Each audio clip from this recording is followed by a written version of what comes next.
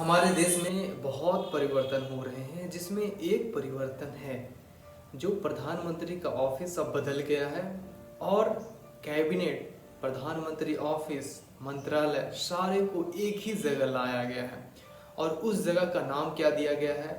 नागरिक देवो भव। वो जगह सेवा तीर्थ है जहाँ पे नागरिकों को जो भी समस्या आता है भारत के नागरिकों को उनको समाधान करने की कोशिश की जाएगी, जहाँ पे सारे मंत्रालय जितने भी कृषि हो, वाणिज्य हो, स्वास्थ्य हो, संसाधन मंत्रालय है, सड़क परिवहन मंत्रालय है, सारे को एक जगह इकट्ठा कर दिया गया है ताकि आपस में मिलजुल करके एक साथ काम करें। जैसे कि हमारे वायुसेना, थल सेना, जल सेना का सारा जो सीडीएस बनाया गया है उसी को, ताकि किसी भी परिस्थिति में एक साथ मिलकर के काम किया जाए। अब ये देखो कि क्या ये बनाया गया है, क्या ये सच में उस लेवल का काम कर पाएगा? हमारे देश की जो मेन समस्या है वो डेवलपमेंट, बेसिक जो गाँवों का विकास हो, किसानों का विकास हो, लोगों का विकास हो, शिक्षा पे ज़्यादा बल देना, क्या ऐसा हो पाएगा? This is possible. अब देखो पहले क्या था, जब भारत आज़ाद हुआ तो भारत को डेवलप करने के लिए, भारत के लोगों को जागरूक अवेयर करने के लिए, हैप्पी लाइफ देने के लिए पंचवर्षीय योजना लाया गया, जो प्रत्येक वर्ष 5 वर्षों का एक टर्म बनाया जाता था कि इस 5 वर्ष में क्या क्या योजना लाया जाएगा और 5 वर्ष में क्या क्या किया जाएगा। लेकिन पंचवर्षीय योजना हर समय वो मतलब कह सकते हो कि 30, 40, 50% से ज़्यादा वर्क नहीं कर पाता था, फेल हो जाता था। और अगर वैसा काम करता, वाकई में पंचवर्षीय योजना काम करता उस लेवल से, तो भाई हमारा देश आज भी भुखमरी, गरीबी, धार्मिक या जातिवाद से पीड़ित नहीं होता। इस बात को समझो। और यहाँ पे मेन समस्या ये है कि वहाँ से जैसे सांसद या विधायक जो गांव से चुने जाते हैं, वोटों के माध्यम से चुने जाते हैं, वो एक बड़े पैमाने पे मैं कई चीज़ों को संज्ञान लेने की कोशिश किया, जिसके आधार पे ये पता चला कि कई सारे सांसद, सारे का नहीं बात कर रहा हूँ, कई सारे ऐसे सांसद या विधायक हैं जो चाहते ही नहीं है कि अपना क्षेत्र डेवलप हो, उनका क्षेत्र डेवलप हो, चाहते ही नहीं है, क्योंकि वो उन लोगों के साथ इस वे में मतलब कहा जाता है ना कि वो जिस जगह से जीते हैं, वो चाहते ही नहीं है कि हमारा क्षेत्र डेवलप हो, हमारे लोग डेवलप हो। ठीक है, एक मन में चलता है कि हमारा क्षेत्र डेवलप हो, लेकिन वो नहीं चाहते कि हमारा लोग डेवलप हो। और ये कहीं ना कहीं अनएजुकेटेड लोगों की मानसिकता को दर्शाता है, क्योंकि आपको पता होगा कि जो पार्लियामेंट में जाने की जो बात होती है या फिर विधायिका बनने की बात होती है, उसमें किसी भी तरह की योग्यता, एजुकेशन योग्यता का कोई मापदंड नहीं है।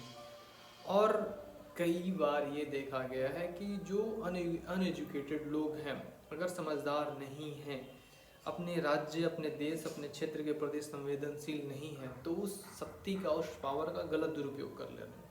अगर साथ में अगर ये सही काम करते हैं, जैसे क्या होता है ना बॉस, कि जब कोई व्यक्ति सांसद या विधायक बनता है ना, तो उसे उसके साथ कई सारे शक्तियाँ और पावर मिल जाती है, जिस पावर को वो दिखाना, एक्सप्रेस करता है, लोगों के बीच में जाता है, दिखाता है, लोग डरते हैं उनसे बात करने के लिए।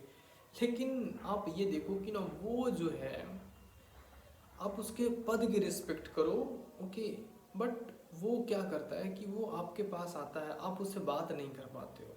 यही तो फेलियोरिटी होता है सिस्टम। क्योंकि एक विधायक और एक सांसद को आपसे आकर के बात करना चाहिए कि भाई आपका क्षेत्र में क्या समस्याएं आ रही है, क्योंकि आप तो मुझे चुने हो इसलिए, लेकिन लोग डर जाते हैं, नहीं बात करते। ये सबसे बड़ी फेलियोरिटी होती है। तो आई होप जो नागरिक सेवा भवन जो बना है और जो सेवा तीर्थ भवन बना है, उसका सिस्टम में जो भी सम्मिलित अधिकारीगण हैं और जो भी मंत्री हो, विधायक हो, सांसद हो, अगर वो आज के डिजिटल दौर में सही तरीके से काम नहीं कर पाएंगे तो कब कर पाएंगे? आपके पास सूचना, इन्फॉर्मेशन देने का बहुत बड़ा माध्यम है। पल भर में गांव की खबरें आप ले सकते हो, आपके पास खबरें जा सकती है। तो आज इतना पीछे क्यों? किस तरीके से आप काम कर रहे हो? वाकई में पीएम सर द्वारा जो लिया गया है ये नया डिसीज़न बहुत अच्छा है, और आई होप अगर ये वर्क करे तो ये बहुत बड़ा परिवर्तन हो सकता है हमारे देश के लिए। और अभी सी एक यूजीसी भी लाया है। उसके लिए सरकार को ये एक्शन लेना चाहिए कि आप ग्रामीण स्तर पे जाओ और वहाँ पे देखो, समझो कि लोग वाकई में कास्टिज्म का प्रभाव है या नहीं। ये देखने को मिलेगा आपको।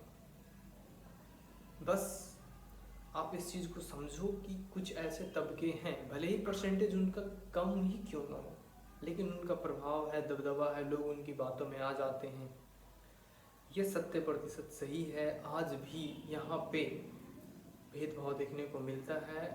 This is a fact, this is a real. अब जैसे ही सेवा तीर्थ भवन बना और उसके बाद पीएम सर द्वारा कई सारे चीज़ों का मतलब बनते ही कई सारे चीज़ों को एक तरह से कह सकते हो कि जीर्णोद्धार किया गया, कल्याणकारी काम किए गए हैं। जिसमें एक काम है कि पीएम राहत योजना के तहत यदि कोई भी व्यक्ति सड़क हादसे में एक्सीडेंट होता है, घायल होता है, तो उसे 1.5 लाख की मुफ्त राशि दी जाएगी इलाज कराने के लिए। दूसरा, जो हमारे देश का बैकबोन है, एग्रीकल्चर, किसान, उनके लिए कृषि अवसंरचनाओं को बेहतर करने के लिए 2 लाख करोड़ रुपए दिया गया है। साथ ही साथ स्टार्टअप इंडिया के लिए फंड, इसका नाम बोला गया है कि fund of fund, startup India fund of fund 2.0, 10,000 crore रुपए कोष के साथ मंजूरी की गई है। और ये बोला गया है कि 2029 तक लखपति दीदी को 6 करोड़ लोगों को जोड़ना है। भाई ये बहुत बड़ी बात होती है। चलो बहुत सारे, और देखो एक भवन में सारे मंत्रालय होने से बहुत सारे अच्छे होंगे। पहले ये भी बोला गया कि पहले जो भी सिस्टम था वो अंग्रेजों के अनुसार बनाए है, ढर्रे पे चल रहा था, लेकिन अब हमारे अनुसार चलेंगे, भारत के नीति निर्माताओं के अनुसार चलेंगे।